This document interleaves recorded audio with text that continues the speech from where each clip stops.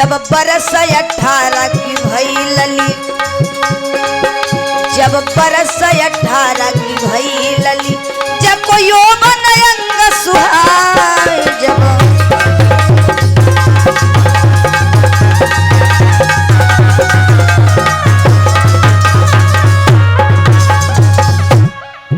अब दिन दिन स्यानी भई लली, अब दिन दिन स्यानी भई लली, जकी शोभा कहे न जाए, अब दिन दिन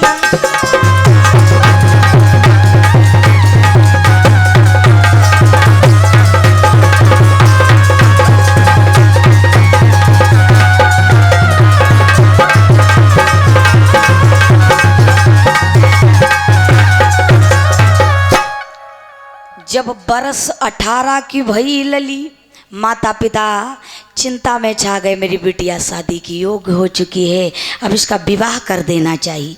मैया ने कहा पिया एक काम करो, बिटिया शादी की योग्य हो चुकी है और मेरे ख्याल में आता है कि अब इस बिटिया के हाथों को पीला कर देना चाहिए। महाराजा बोले क्यों परेशान हो, बेटियां तो पराई घर की अमानत होती ही हैं, उन्हें तो एक ना एक दिन जाना ही है, लेकिन इतना जल्दी क्यों मचा रही हो। भैया माता पिता को एक चिंता खाई जाती है कि कहीं मेरे बेटे या बेटी से कोई गलत काम ना हो जाए जिससे मेरी समाज में हंसी हो जाए। तब तक भैया देव ऋषि नारद बाबा का आगमन हुआ, नारायण करते हुए वहां पर पहुंचे हैं। तो जैसे ही रुक्मणी का नाम सुना है देव ऋषि नारद बाबा ने अपने पत्री को खोल करके देखा महाराज आपके घर में बिटिया नहीं, साक्षात लक्ष्मी आई। भैया आज हम गए थे दादाजी के वहाँ, तो भैया दादाजी ने बड़ा सम्मान किया, बोले हमारे घर में बिटिया बहुत हैं, बेटियों से कभी परेशान नहीं होना, क्योंकि बेटियां ही हमारी सृष्टि का उत्पत्ति करती हैं, अगर बेटियां नहीं होती तो हम आप कहाँ से होते। नारी निंदा ना करो, नारी से नर होए, क्योंकि कि नारी से स्वयं पार ब्रह्म परमात्मा का भी अवतार हुआ है। तो जिस समय देव ऋषि नारद बाबा ने अपने पत्रे को खोल करके देखा, बोला महाराज आपके घर में तो स्वयं लक्ष्मी आई फिर आपको परेशान होने की क्या जरूरत है। कि अरे पत्रा लीनो हाथ रे, और नारद ने गिरा उचारी,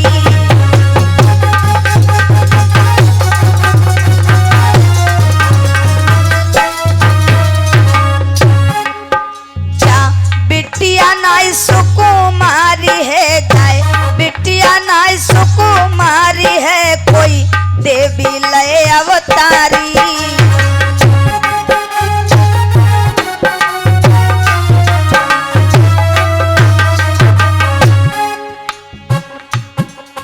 महाराज के घर में देवी लय अवतार, बजे बधैया यज महलन में खुशियाँ छाई अपार।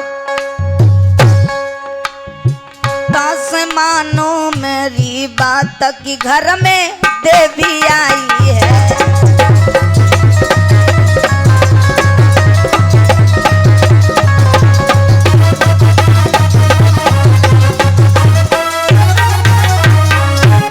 देवी आई है कि देवी आई है, तासे मानो मेरी बात की घर में। महाराज तुम्हारे तो घर में स्वयं लक्ष्मी का वास हुआ है, फिर आप क्यों परेशान हो रहे हो। और रही शादी की बात तो टेंशन मत लो, लिखी विधाता की नाई टली है, जो ब्रह्मा ने लिखे लीलार। विधना का लेख कभी टल नहीं सकता, क्योंकि ब्रह्मा जी की ऐसी कलम है जिसका लेख कभी जीवन में कोई टाल ही नहीं सकता है।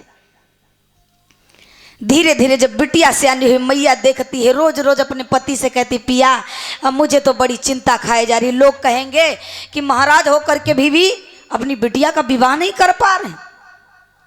भैया इस संसार में लोग अपने दुख से नहीं दुखी, दूसरे को सुख देख रहे हैं उससे परेशान है। कहना हाँ दादा ये तो 4 व्हीलर गाड़ी चले लग, हम तो साइकिलें सब ही चल रहे हैं। उस साइकिल वाले कर्म नहीं कर रहे हैं। बोई हो धतुरवा तो अनार न मिली, और प्यारे मानव का तनवा बारंबार न मिली। रुक्मणी जो जो सियानी होती है, एक दिन की बात है, रुक्मणी ने अपने केसों को धुला और छत पर बैठी शयन कर रही थी। ध्यान देना, माताएं जब बालों को धुलती हैं तो उनकी सुंदरता थोड़ा और बढ़ जाती है, शास्त्रों में दिया गया है। सुंदरता को देख करके मैया निहार रही, मेरी बिटिया वास्तव में इतनी सुंदर है कि वह चंद्र बदन गुणशील रूप और ये देखन में लागत प्यारी है। और मैया ने देखा बिटिया को, मन में अति ही घबराई है।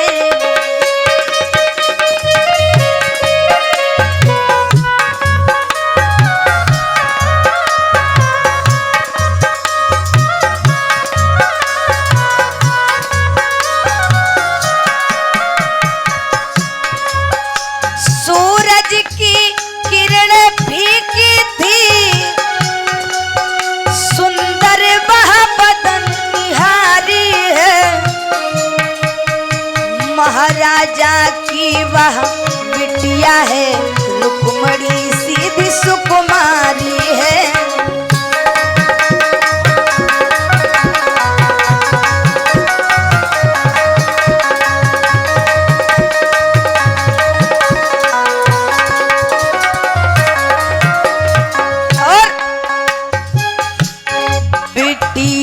लागे अति प्यारी है, मैया ने बचन उचारी है।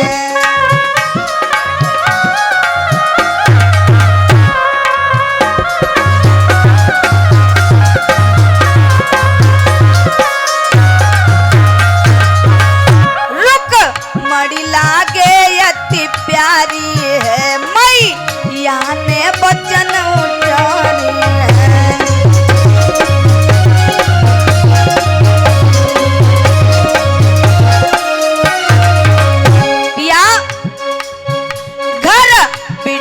होई गई स्यानी है, अब देव भंवरिया डरी है।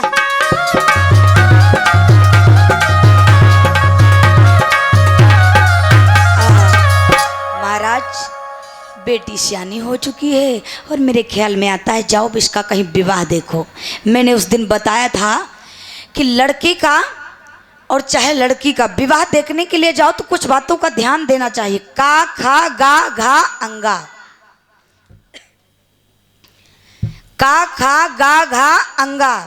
का से देखो लड़के का कारोबार, यानी कुछ काम वाम करता है कि ऐसे घुमा कर दिन भर ले मोटरसाइकिल।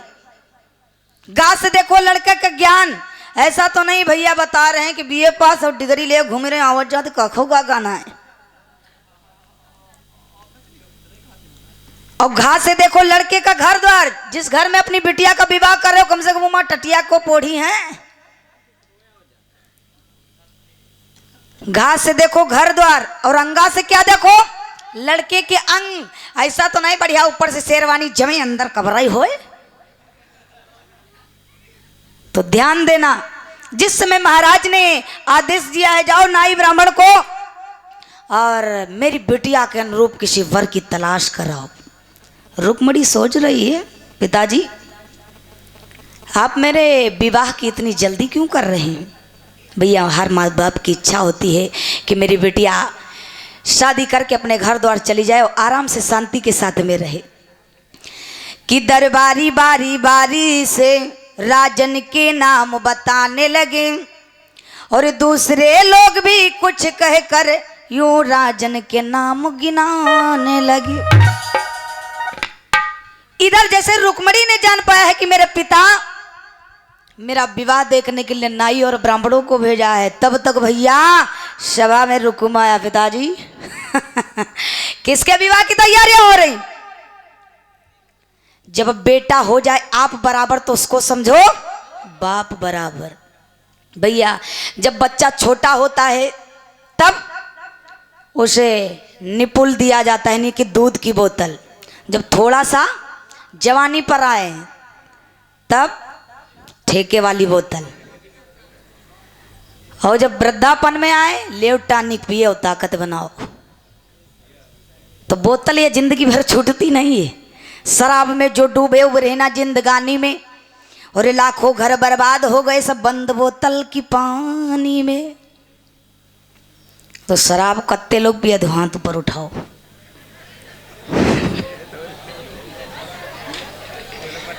अब नहीं उठे हैं कोई जना, बस वल्ली 2 पीस। अच्छा अच्छा, हाँ तुम जरूर पियो, जब तक या क्वार्टर लगाए ना तब तक नहीं।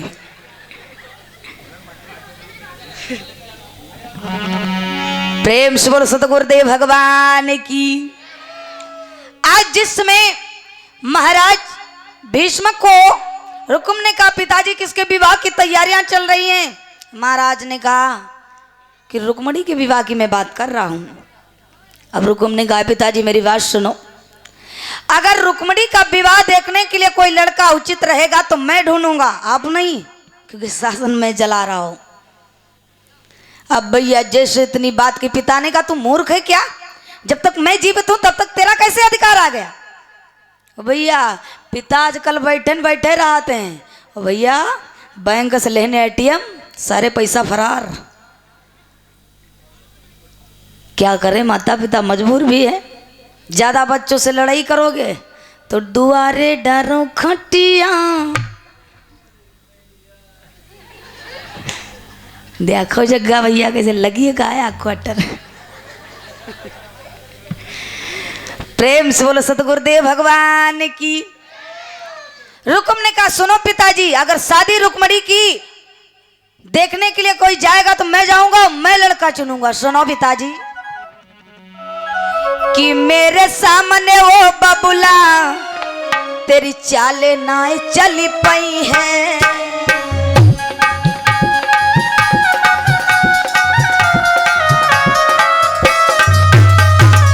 और अगर ये शादी तय हुई, अगर ये शादी तय हुई तो तलवारें चली गई हैं।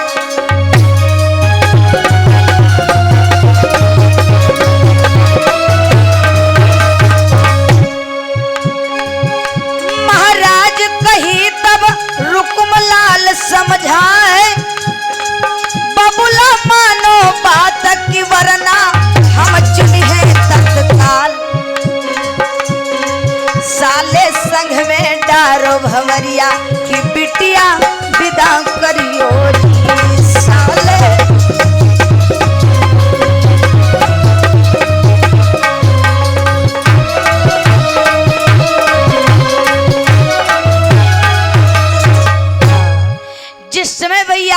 रुकुम ने कहा पिताजी मेरे ख्याल में एक लड़का बहुत सुंदर है। कौन है?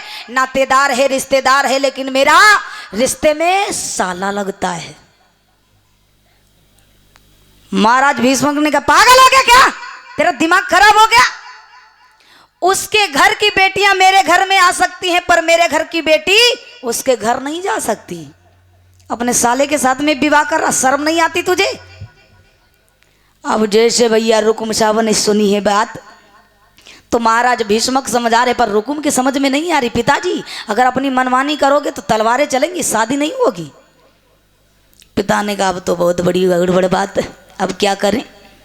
कहा ठीक है जो तेरी मर्जी आए वो कर। अब भैया रुकुम ने एक पत्र लिखना स्टार्ट किया है। मंत्री हेलो इधर सुनो,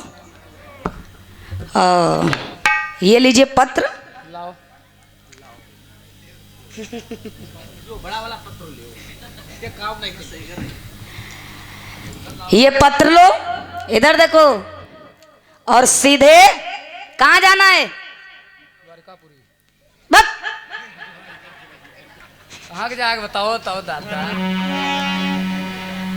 आपको सीधे जाना है महाराज शिशुपाल के दरबार में। इस समय तो आपको सरालगंज ही जाना है। जानते हो कहाँ पे पड़ता है?